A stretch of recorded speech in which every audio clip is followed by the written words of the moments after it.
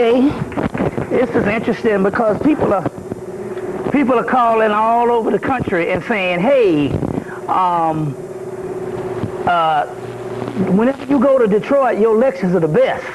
It was interesting because they got people call all out from California and all, and they buy up, especially in New York. Whenever they see the ones with Detroit on them, they buy the they buy the videos up, even all the old ones and stuff. So that's interesting and stuff like that. No, so that's a good thing. Happy to be here with Eye Of Horus Productions organization. At this particular time, it's a great time. You know what I'm saying? We got what's the date? 18th, June 18th, Friday, 2004. You know, we got old racists dying, biting the dust. You know, and certain gods making the transition, as we know, Brother Ray Charles did. We're going to go into some of that type of stuff and show you exactly what's going on as far as a ritual that was done with the whole Reagan thing, trying to encapsulate him and make him, deify him into a great patriarchal father for the United States, which in actuality, when you look at white people and a code, he was a great man as far as they were concerned. You know, as far as they were concerned, because it set white supremacy back in motion. You know, we're going to pour libations. Like I said, we always have some new deities. We got a lot to cover because there's a lot of things that went on. A lot of things that, fortunately for this particular time, you know, all of the 1990s and stuff, all of this stuff was set to theory on what would happen and what we would like to happen to black people and what we would like to happen as far as our future. We are actually on the threshold of it, even though we might not know it. We're on the threshold of it, even when it comes to our own bodies and what's going down as far as the alchemical or the molecular structure, the human genome, all that stuff when it comes to our bodies.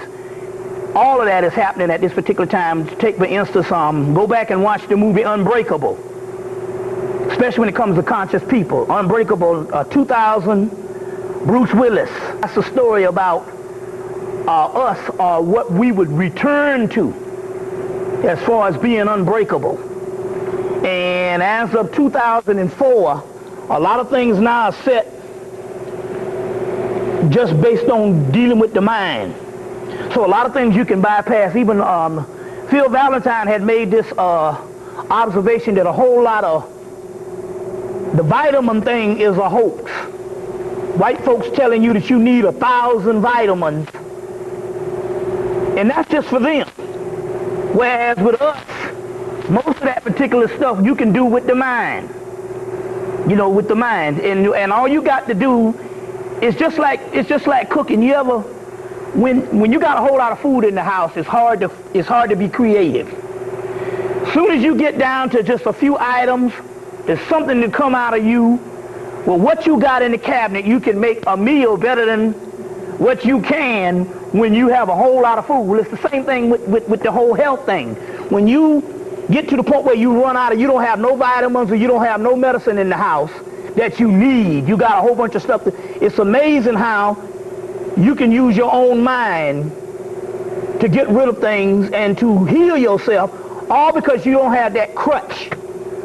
You see what I'm saying? In the medicine cabinet. We know that because we know that most of the people that stayed sick, like I had a grandmother and an aunt about a year apart, and they both died in their 80s. But it was interesting. My grandmother, being the school teacher, used to have a dresser drawer full of drugs in the particular aspect of prescription medicine. And her sister across the street, who used to teach school, but she had stopped teaching since I think her 30s or her 20s, and stuff, you know. She lived a much more humble lifestyle as far as finances. My grandmother was always more sick than she was. You see what I'm saying? Because the simple fact, because her life didn't consist of a whole lot of prescription medicine, she was never sick. So that means, for the mere fact that my grandmother had access to it and her sister didn't have access to it, my grandmother was always got something going on.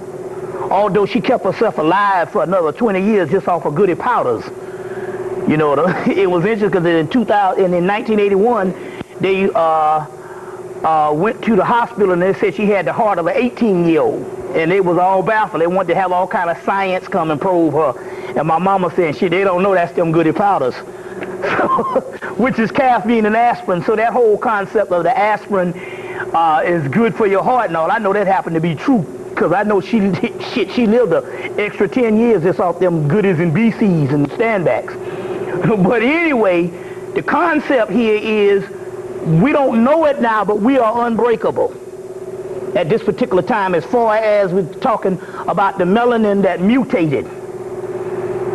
And the only reason what is stopping us from understanding these particular things is we got to get, it's all in the mind. Especially of 2004, because we're talking about now that the feminine realm is completely taken over, the realm of the Great Mother, and this ushering in of Venus solidifies that. So this Venus transient thing right now is complete return of the divine feminine, which means also that everybody's mind and everybody's body is also controlled by the heart chakra. So what is happening here is, if people are having shortcomings and failing, is because they are not being true to self and not being, their heart is not in it, or they have undercurrent thoughts. And you can lie to some people, but you can't lie to the spirit. Yesterday the 3-digit was 666, and then in the morning and at night it was 999. 666999. Wow, it's interesting.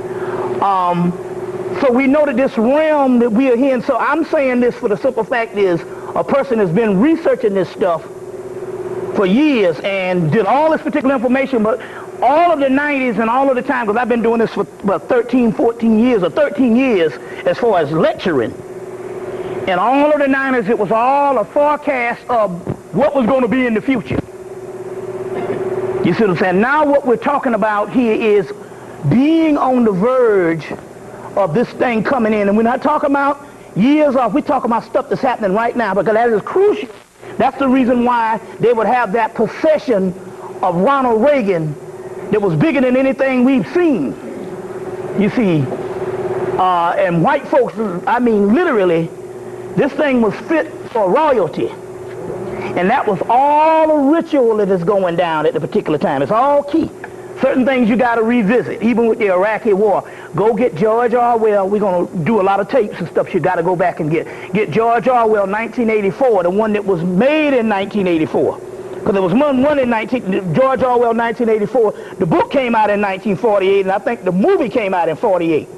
But then there was one that was made in 1984 that was Richard Burton's last movie right before he died.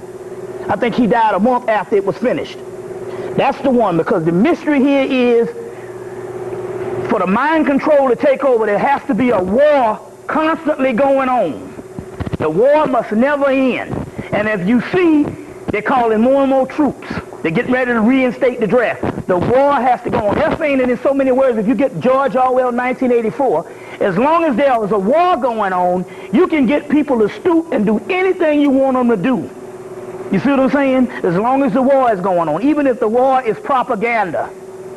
That's why it's crucial that you get that movie, because the simple fact is, it's very hard to find.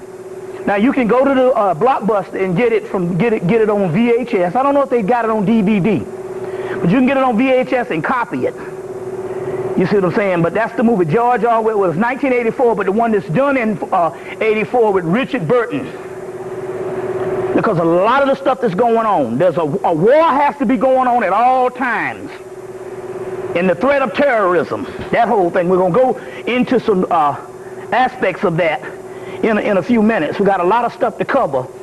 Ironically, if you haven't seen this, I'll show you these pictures and stuff. And We might be able to get some of these tomorrow for sale. A few people, I sent a few of them up here. This is a picture from the, I sent a few up to Detroit a couple of months ago. This is a picture of a guy by the name of Charles Henry Joseph.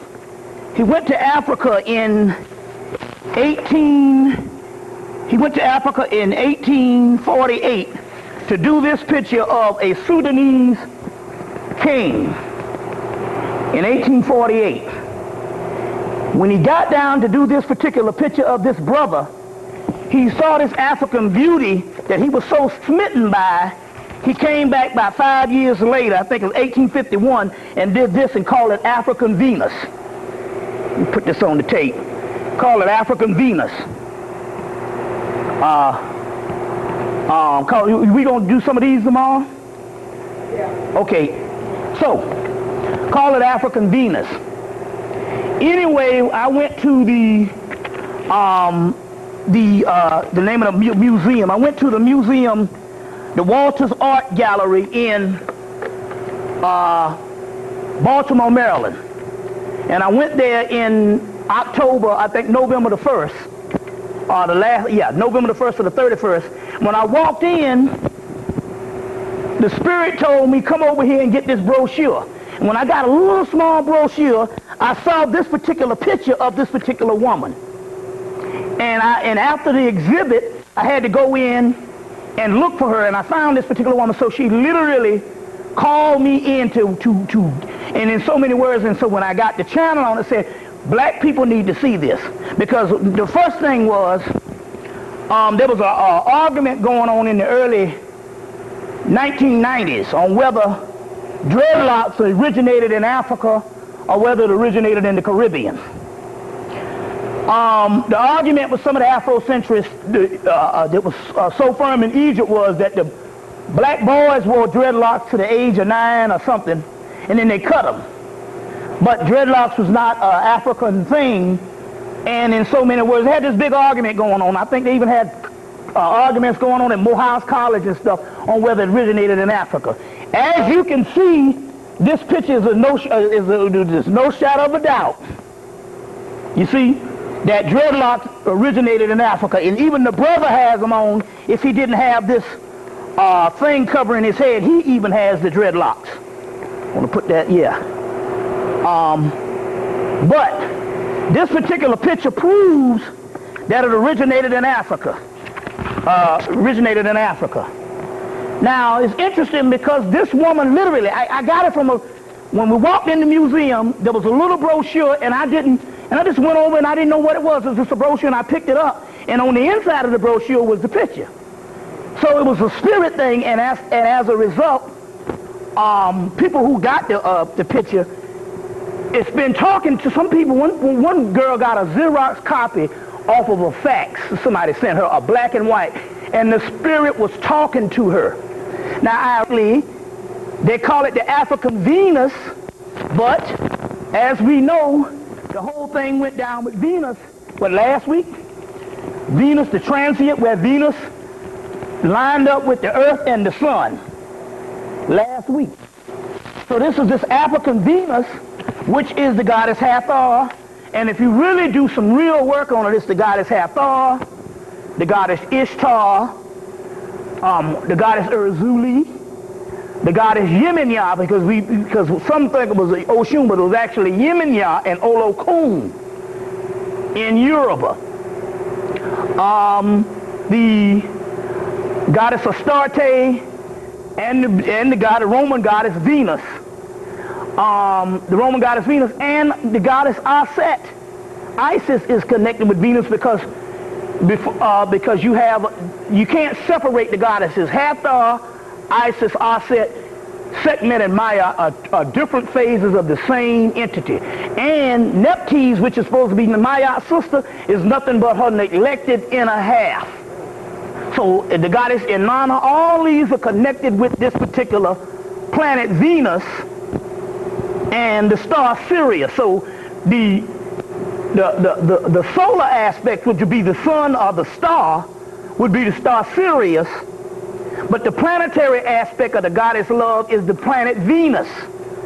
Now, out of all those planets that we talk about in the solar system, you only have that one that is feminine. Because you got Mercury, Jupiter is the father of the gods, you got Saturn. Saturn can go back and forth, but most of Saturn is still connected with a male deity, but in the Kabbalistic aspect, Saturn is also connected as a feminine principle. But in traditional aspect, the goddess Venus, Venus is always the feminine planet. Now this is very crucial. I'm gonna pull libation in a few minutes. It's very crucial because in some way, this is why a lot of the masculine, even in the Afrocentric or the black conscious or the black community period, this is why a lot of your masculine figures have either retired or killed or being on lockdown, like they gave your boy 130 years, Dr. York. So on one aspect, if there was a spiritual aspect that they had aligned with, there would be no way that the government or anybody could kill them or suggest they retire or either lock them up. That means that when the World Trade Center fell, if you look at the tarot card, because you know the tarot coming out of Hemmitt, in Crawley's tarot, well, he had the Book of Thoth, which is very hard to understand. Crawley was half crazy, and he wrote a certain way. This particular book by Lon Milo Duquette that just came out, I think, in March, is Understanding Crawley's Tarot, which is really breaks it down precisely. So this is the one to get. The reason why I always suggest Crawley's Tarot is because Crawley put back a lot of stuff that was lost in the tarot by them just going and just reprinting and doing things certain over a 700-year period after the Moors introduced the tarot system. A lot of stuff was lost. Crawley was able to put back a lot of the iconology and a lot of the symbology of the tarot in the Book of Thoth because of the channelings of the god Awas and also his mentor Gerald Massey, which he mentions in the Book of Thoth faintly. You know, he mentions Gerald Massey, and his latest on his student Kenneth Grant said that Crawley was more indebted to Gerald Massey than he put in the Book of Thoth, and in the book The Magic he quotes a little thing as far as his bibliography said, read Gerald Massey. So a lot of the iconology that Gerald Massey gave up, Crawley put back into the tarot deck. So his is one of the most advanced. Unfortunately, this book was written the last book of his life, 1947. Crawley was already neurotic, so the book is kind of hard to understand. This particular one by Lon Milo Duquette is called Understanding Aleister Crowley's Thoth Tarot. So I recommend this particular book. I recommend this particular book because there's certain things, but in the tarot card, the towers, which we talked about in my tape, the World Trade Center, that they said when those towers in the tarot card, they have a picture of lightning striking the towers. And they said whenever those towers fall, this means it's a changing of the guard from the old garrison. Now, whether we do know now that the World Trade Center was built for them to bomb. Because I often wondered, here it is, you building a building that's supposed to eclipse the Empire State Building. It's going to be the tallest building in the world at the particular time, before the Sirius Tower that opened up, I think, a year after, or a couple of months after it was built. It was supposed to be the tallest building in the world. And they had been talking about the World Trade Center since the 1940s. They got the funding in the 50s and the early 60s. And then you're going to turn around and get a Japanese to build it? So you got to understand the racist mind. So automatically bells started ringing. Wait a minute, hold on now. Here's a people, we're in the middle of the 60s. You see what I'm saying? They broke ground in 1966. Hell, they had to kill Robert Kennedy or Martin Luther King at that particular time. This was 1 year after the death of Malcolm X. You see what I'm saying? And 3 years after Kennedy. And you're saying you're going to give this to a Japanese American at that particular time when racism was still prevalent? That is because the only reason why they gave it to him to build this thing, the architect, because they knew they was going to tear this thing down in the beginning. Now, like I said, I have a picture now to piggyback off of this whole World Trade Center, because all this stuff is connected. Even this stuff with Reagan and all this is all connected.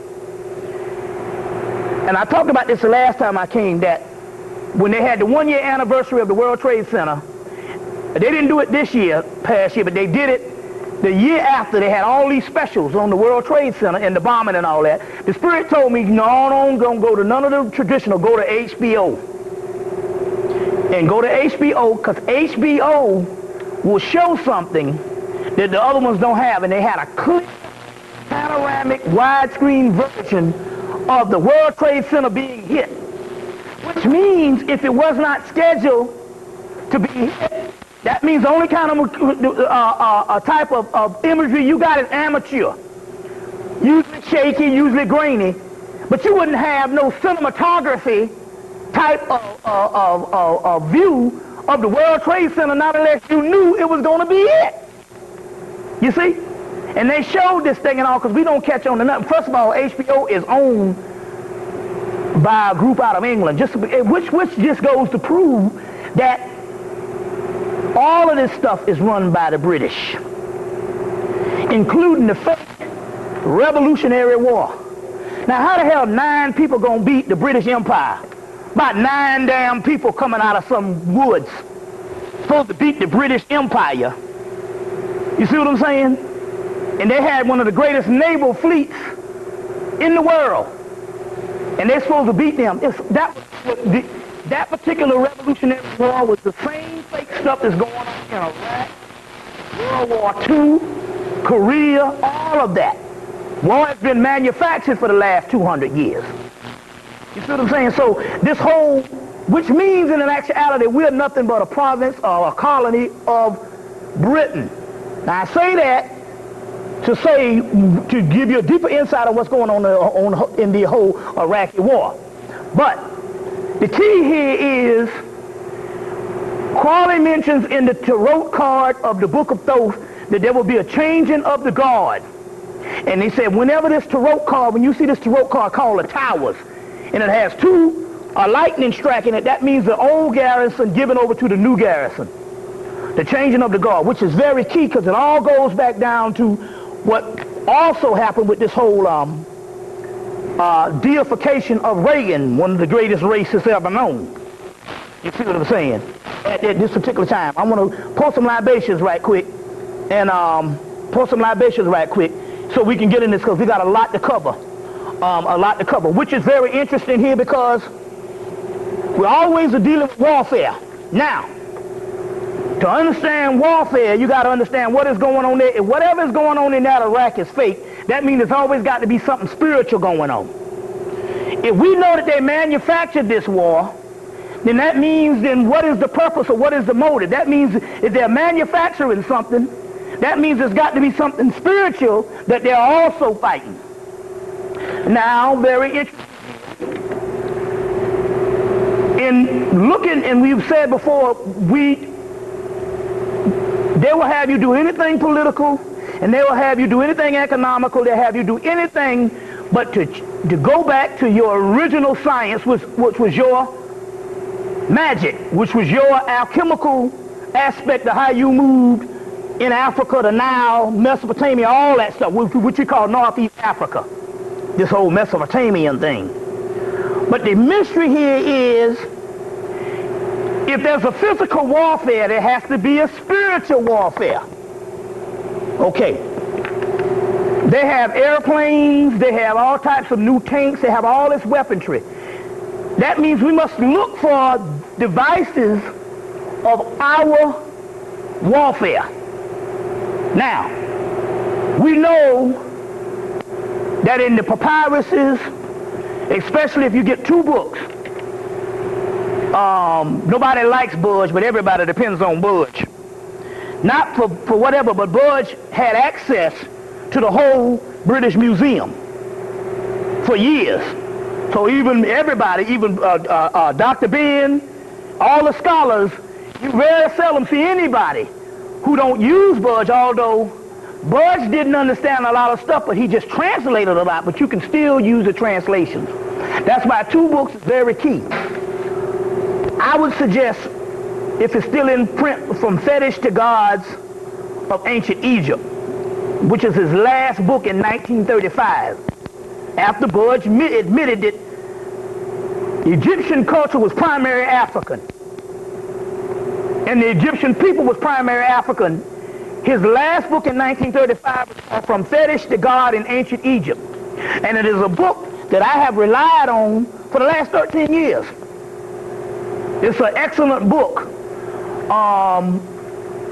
Dr. Charles Finch used the book a lot. Used the book.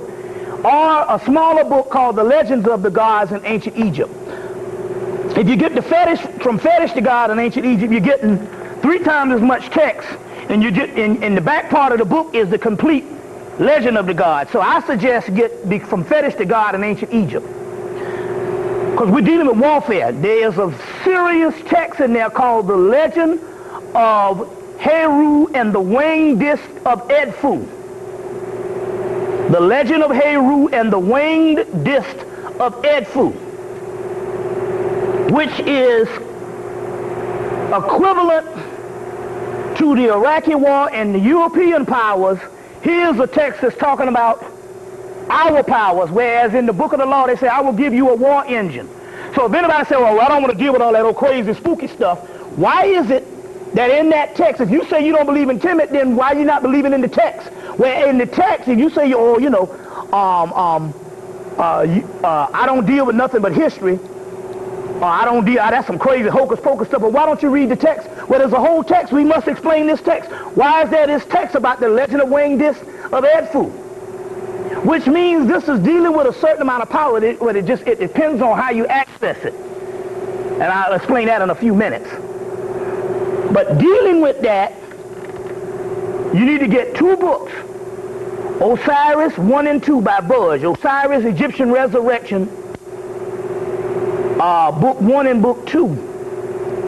Very serious book, because this one brother did deep studies, including Dr. Ben, Finch, and all. They used those particular books by Budge, Osiris, Egyptian Resurrection. And in those books, in doing Christmas of this 2003, I went back in and started studying those books, and those books have an entire regiment of ships. They call them boats, or they call them vessels, they call them ships. In that particular book, there's a lineup of boats or ships. Now, what this means is we're talking about something spiritual here that's on the flip side of what we're dealing with this white man power, and him still jacking off as being so, you know what I'm saying, so great. In there, there's a whole lineup of ships. The Mayatek boat, the Sektek boat, the Seka boat, the Henu boat, the Horus boat, the Turkey boat, the Hin boat, the Af boat, the Hinbu boat, the Ra boat, the Antu boat, the Mut boat, the Osiris boat, the Isis boat. What we want to do is we want to get a list of these ships.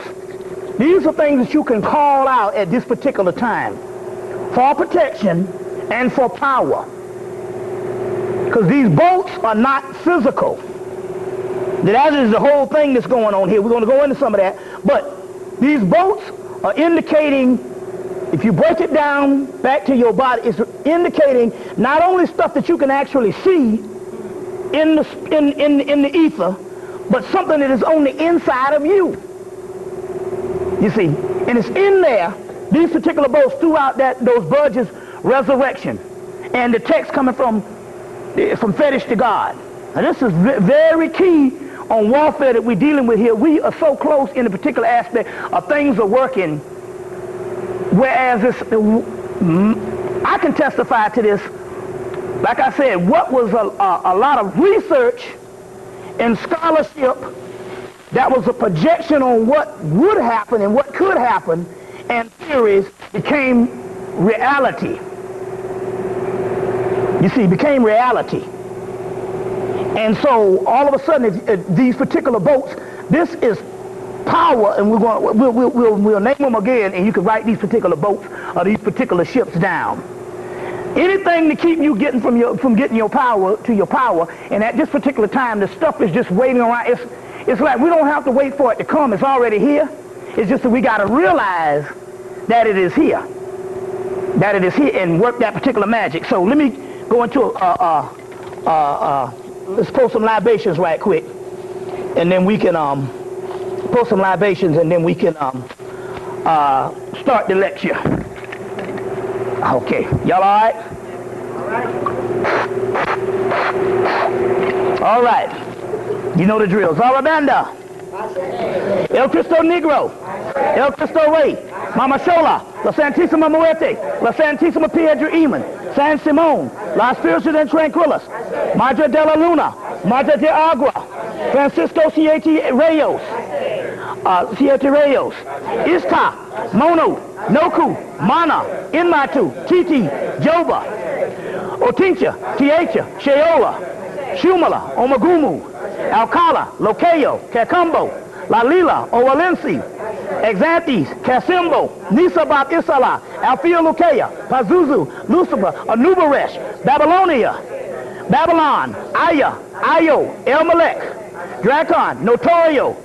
This is some coming from right out. This is the yo thing. I always add them. What's happening here is people, there's entities that's coming down, and people from well, it was a lot of sisters getting these things and all, and getting these particular things and all, but you was able to get 3 of them. What's that? Mona, what was it? Monu, Noku, and Letu. Ilhalo, Pele, Notorio. What these are new entities that came to the earth within the last 4 years. Labado, Luigi, Atama, Odawado, Powa, Ogawadi, Leowa, Goduga, Biwasta, Amatis, Awudage, Aset, Osa, New Isis, Osa Seka, Sebek, Sabdu, Sahu, Sakaris, Azuli, Boomba, Kita, Brigitte, Marasha, Ban Samadi, Dambalawedo, Adawedo, Mama Shola, Mama Shula, Mama Pasha, Chieska, Coco Mama, Leowa, Telesios, Axiel, Kosiku, Cintio, Chinawita, Atawan, Alatin, Maka, Estolatiti, Shuganadek, which is these what I'm calling out here are a group of Native American entities. This is very key right now because we cannot deny that one of the things that we did have in indigenous people from the aspect of slavery, even before then and even after, was a union with Native American entities. You see what I'm saying? Which we can pretty much say was Aztec and Olmec, as Dr. Delbert Blair say. This whole concept of some shit coming from China is even crazy. You see what I'm saying? A lot of this stuff here is just, we're going to clear up some of this in a few minutes. A lot of this stuff is we can't even buy this stuff of the Bering Straits and these Chinese people, whereas the Chinese people are lighter than the Native Americans. You see what I'm saying? So you got black people coming from lighter people. It's a whole lot of stuff to keep people confused and deny the Olmec Aztec aspect, you see what I'm saying, and Moorish aspect of the Native Americans. You see what I'm saying? And this white folks lying, because the average Native American was your color at the turn of the century. So ain't no way in hell you're going to get a person your color and then you're supposed to be coming from fucking the Asians. That at the turn of the century, the Asians was white as they look now. You see, it's a whole lot of crazy stuff going down. So we want to access some of these particular aspects of the particular spirits, of the particular spirits. Soot Nasses, Soot Nubit, Newt, Hadit, Raha Tuit, Apit, Apep, Anubaresh, Anubis, Anpu, Kanum, Kanununum, Lamat, Lamb, Lamitu, Mama, Sebek Hep, Ranesi, Janesi, That'll be sufficient for right now and all, because when you call most of these things interconnected, when you still calling the same deities over and over and all. So this is all good anyway and stuff. They know what time it is. You know, we act like they retarded. You know what I'm saying? So they know exactly what time it is. But dealing with some of this, I was talking about coming over in the car, how this white boy traced his history back. This white boy had the gall to try to trace his history, to try to explain the origins of the white race. Right before Christmas, I saw this stuff on PBS. Oh man, they went back to China and everything and all, trying to just make this lie. But they fucked up, because what they did is they found this family up in North Pole, at the Antarctic, at the Arctic Circle up in Russia. And it completely dismantles the whole Diop theory and the Afrocentric theory that white folks mutated in the Ice Age. I'll get into that in a few minutes. Well, I'll go into this now. It completely dismantles this. They came on, they said, well, you know, we know that we came out of Africa. First of all, at the end of the show, they say, let it be known that no matter whatever race we are on this planet, we are all Africans. I said, oh, wait a minute now, hold on now. Here got a light going off now. We are all Africans. And so I said, okay, let's see what's going on here. All of a sudden now they're trying to include themselves in the human race. So they would rather say we are Africans. You see what I'm saying? Now, I'm like, wait a minute, hold on now. They said, no matter what argument, remember that we are all Africans. This is PBS in a documentary put out by white folks. I said, okay, now, this is 2003, and all of a sudden they want to be Africans. Now, it's the whole stuff that's going on this way. Even they got your boy, Tony Brown. I don't know if it's still coming up. It still comes on in parts of the country. Tony Brown's journal, which he is I think Pepsi Cola is the main person and a couple of these major corporations. So they came out and said, look, they came to Tony Brown and said, look, you got to go, because, you know, in this particular case, whatever black person that has a show is under the behest of who funds him. So Pepsi Cola and them say, no, the new thing here is there is no race.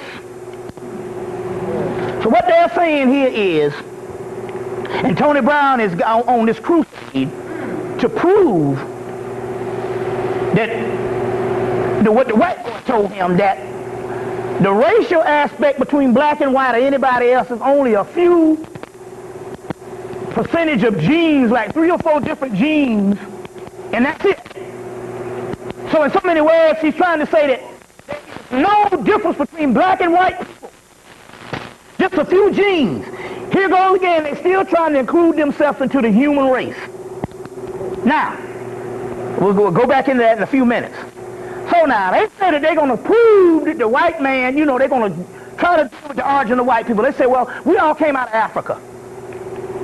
Then they said, there's 8,000 years worth of history that's missing between when the white people came out of Africa to the modern white man. So automatically this program is about the origin of white people. So they went on and talked about and concluded that they came from the Asians, because they were setting this thing up back in 99 or 98 or 99. They started setting this thing up on Nova, which is a real racist show, on the white and Asian phenomenon. So they said, but this show, they did a little better. Oh no, they said, no, we're not gonna go with theory. We're gonna go to Asia. So they went to some part of Asia near Tibet or whatever and found this man, this family, and said, you are our ancestors. You know, you are our ancestors. Okay. Then it gets a little funky than that.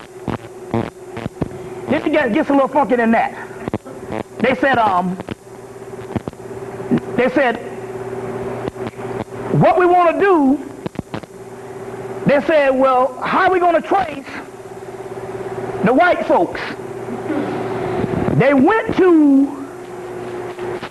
to Antarctica. No, they went to Russia, to the Arctic Circle in the North Pole.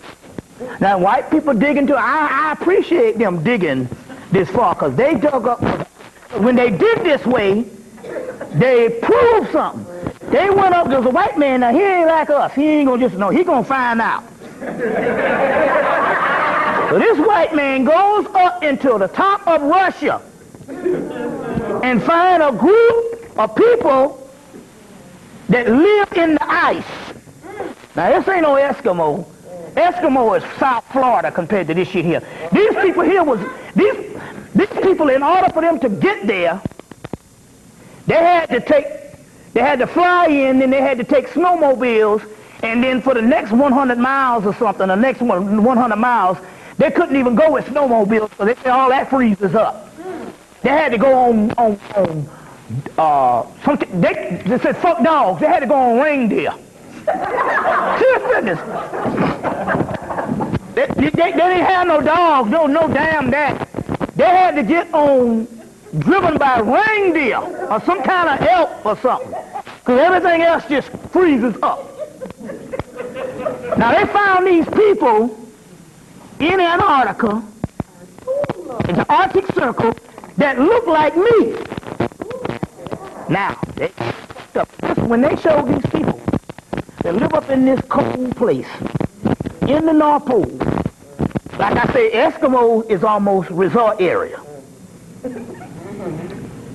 And these people were dark as me, or a little bit lighter. In 2003, this completely obliterates the entire aspect, mutating white and blue hair and blonde eyes, blue eyes and blonde hair in the Ice Age. Because number one, Europe has seasons. It gets hot in Europe. You understand what I'm saying? In the summertime, Europe has seasons. It always had seasons. Hell, it had seasons when black people used to live there. So now, I'm trying to get you to understand this. Here's some people that's living in the most remote part of the North Pole. If you want to talk about Santa Claus and reindeer, these people was up here, and they didn't have no blue eyes and no blonde hair, and there was dark-haired people with black eyes or dark brown eyes. Okay? Then you can't say that the people who later on became Europeans in Europe mutated based on ice. When we got people, they found the Iceman. He's black too. And he's black. You see what I'm saying? So then they say that these people traveled into Alaska and got trapped in Alaska for 500 years. And then down on into America, where the people in America are blacker than the Alaskans. You see what I'm saying? Because the Native Americans are dark-skinned people. So, first of all, they have basically dismantled this whole Ice Age theory, because they got a group of people in 2003 when they went there last year, or 2002, because maybe a year after, that are black. You understand what I'm saying? Or dark-haired people, and yet you still don't have no blue-eyed, pasty-skinned white. You see, so they're proven that that whole concept of them mutating in the Ice Age is fake. Then they go back to this particular thing, whereas they talk about, told the Native Americans that their ancestry come from people in Asia. You see what I'm saying? Whereas, but yet we will have some Native Americans are real dark-skinned people. You see what I'm saying? So how can you have lighter-skinned people turning back dark? So the whole thing is a group of lies, but number one, it is to encapsulate them into the human race, because they kept saying at the end of the program that we are all Africans.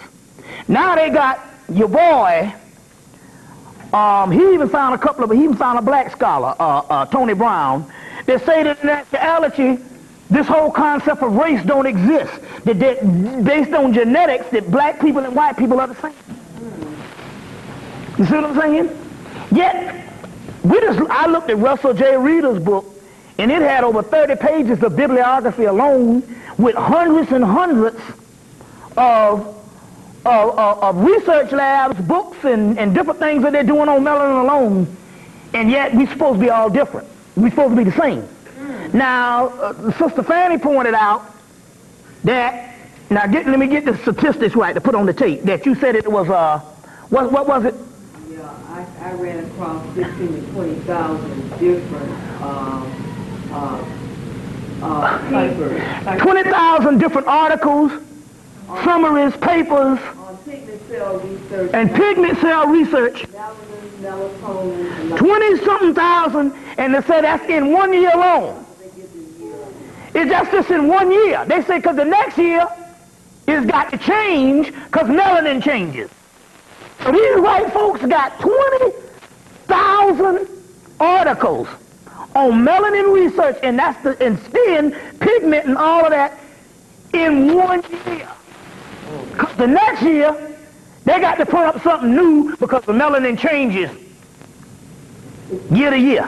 You could pull it out all over the world like they had it as far as, I could have even got the papers from Russia, but I couldn't use Russia. It's just so much. When I looked at the Russell J. Reeder book, Melanin, melatonin, your body's own wonder drug. Yeah.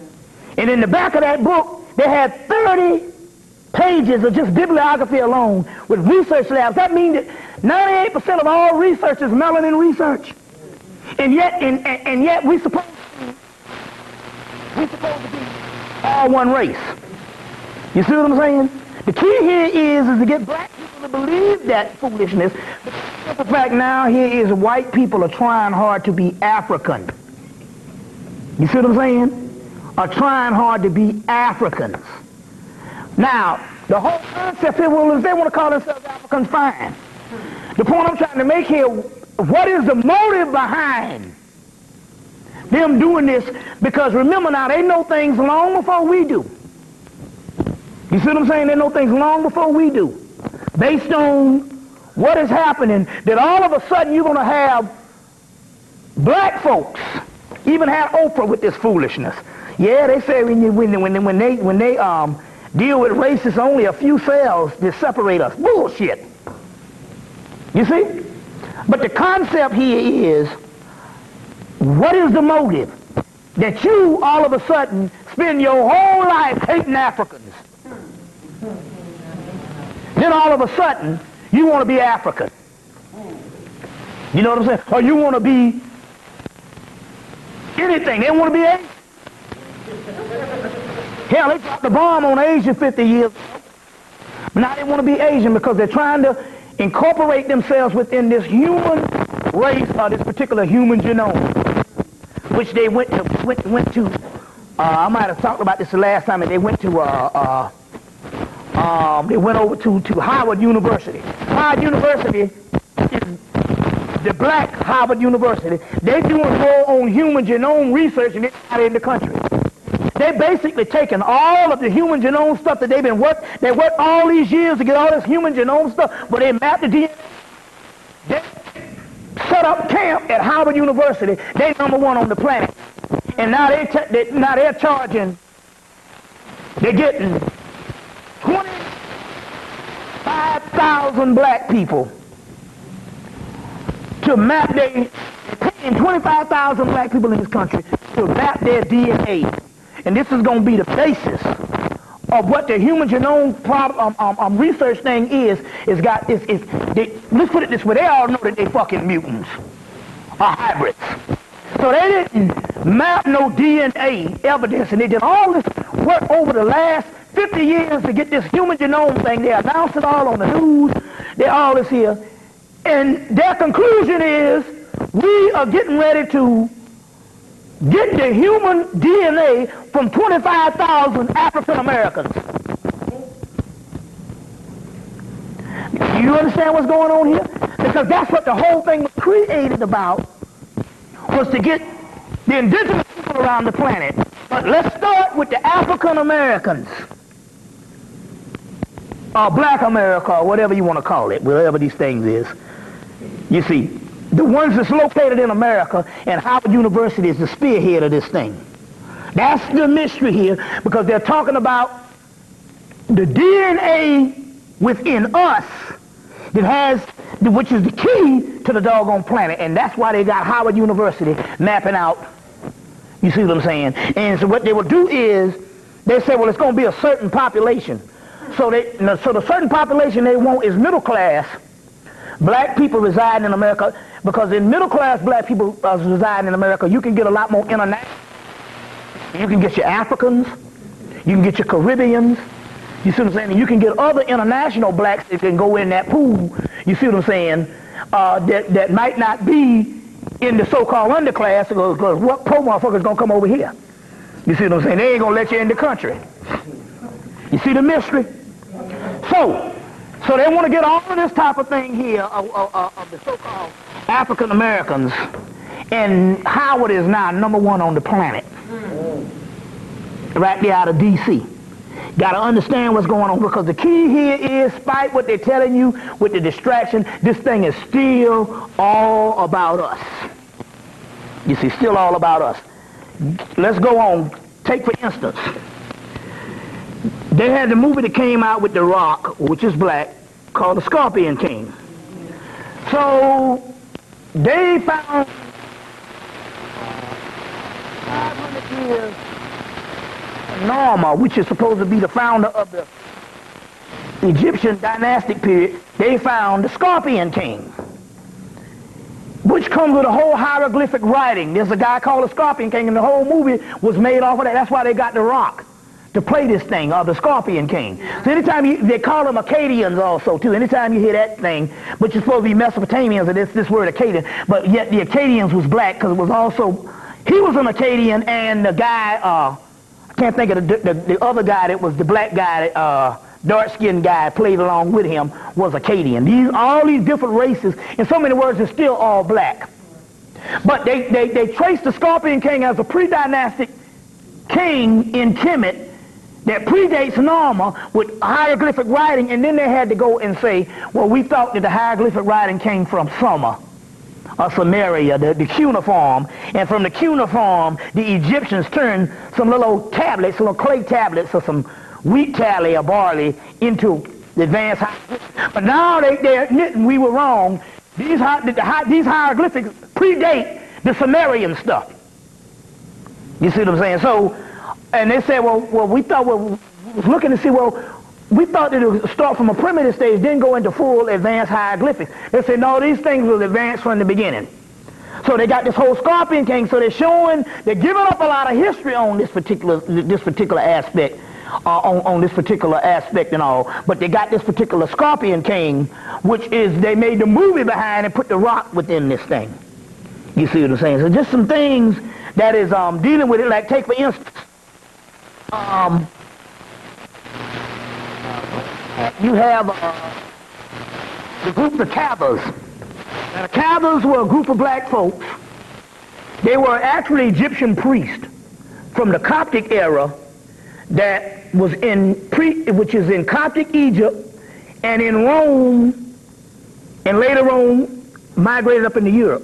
They was in Rome because the key here is the entire Christian ship was plagiarized from the Coptics, and a group of those priests from the Coptics were called the Cathars, which the Cathars migrated, and so once they copied these particular people's aspect of Christianity and turned it into the European version of that, and tried to corner the market on this Christ thing, then they said, and when the Cathars complained and the Gnostics, Coptic or later day Egyptian complaints, say that shit there is some pseudo Christianity, which this particular thing is just another version of the Horus King or Heru King or whatever in the Coptic aspect. And when they complain and stuff, they say we kill off all the Cathars or kill off all the Gnostics. So as a result, a lot of Gnostics migrated on up into Paris, which is city of Isis, and France, and built cathedrals, and all of your cathedrals are named after the Cathars. There's a book called They're coming out with all this stuff. There's a book called, what's the name of this book? Y'all all right? All right.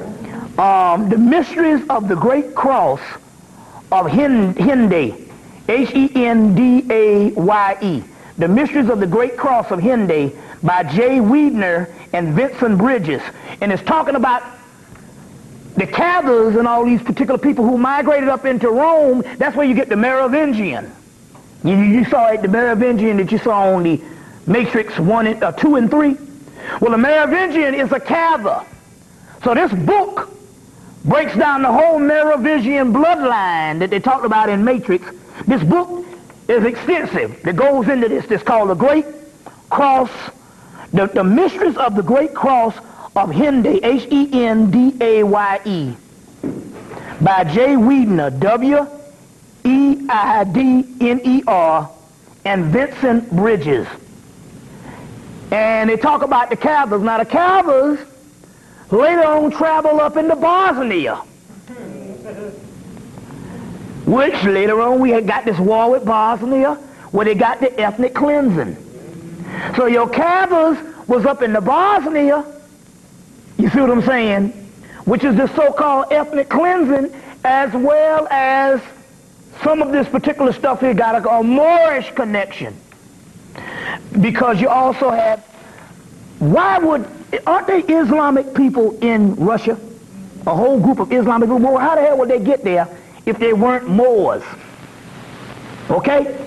Now we know that the Islamic people that they show in these documentaries of Russia, who have a real deal Islamic culture that is somewhat different than the Islamic culture from the Arabia, but they got this unique culture, and they'll show you these modern day Russian so-called people of Islam. The mystery here is they show you the modern day because they wouldn't show you this in the 1940s, the 1930s, and the 1920s, because at that particular time they were all black. Now remember, your boy Joseph Stalin, to kill, how many million he killed? He killed 100 million. Now, think about this, because we're talking about ethnic cleansing. You can't have one man decide to kill 100 million. See, you can kill 100 million of another race or another group of people outside of your country. But if you just said, if Bush just came up and say, tell the army to go in and kill 100 million Americans, you see what I'm saying? The government would be overthrown in a matter of a day. You understand where I'm coming from? The concept here, the reason why they could kill 100 million of their own people, because it was ethnic cleansing. They was killing 100 million of anywhere from black people to so-called different racial makeup that was in Russia. Now remember your boy, what's his name, Patton.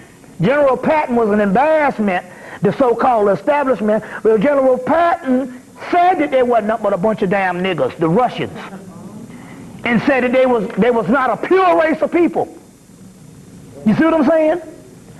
They were not a pure race of people. So Stalin comes up and he kills 100 million of these people. Think about it. And they kill 100 million, and always when they're killing these people, the rest of the world don't know about it until later. You see what I'm saying? So they kill 100 million of these people. This is nothing but ethnic cleansing of the original black people. You see what I'm saying? That was up in there. And we see the later aspect of that same thing. Bosnia was inhabited by the Cathars, where you get the word cathedral, which is these black Egyptian priests, which was called the Merovingians. That's why he wore the black. He wore black and he wore red in the movie The Matrix 2. Anybody saw The Matrix 2? And The Matrix 2, he wore black and red, right? Well, if you go to the Super Bowl this past February, Janet Jackson had on black and she had on red. You see, those are a certain amount of colors. Now, this whole concept that would happen with the Super Bowl was, in 2000 or 99, one of the two, they were scared out of their mind because they really didn't know whether they would be here. See, they get arrogant when they wake up. And see, the beautiful part about it, when they monitor black people, and black people are so fucking savage now, till it makes the white man arrogant. He feels that no way can I be unseated because these niggas out here done lost their damn mind. Because he ain't getting nothing from us. And the conscious people are damn near hidden. The mystery here is, in 1999, I think it was 99, he was very afraid.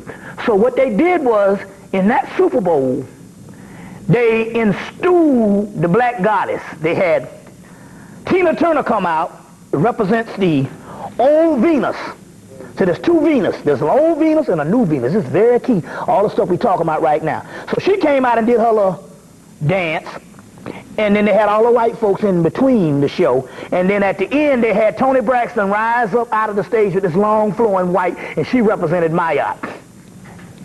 Since then, they're going near Venus at this particular time. They're very arrogant. They done went to war, you see what I'm saying, and kicked people in the behind, and this is the year later, and they're very arrogant. They say, but even in the ritual, they say, we must undo what we did. So as a result, this time, they strip her down, and the pulling off the breast is the same thing, the pulling off the clothes is the same thing when they used to rape black women in slavery and in Jim Crow and different things like that. The first thing you do is you rip off the clothes. And how you do it, you get one of the rising stars, a white boy, no talent. You see what I'm saying? Because see, there's one guy, see, there's always, they say, we don't want another Michael Jackson. So they got one guy that has all the talent, which is Usher, same age. And he's the true talent. Can dance, can sing, can do all the stuff. The white boy can't do nothing. So this guy, what's his name? Justin Timberlake.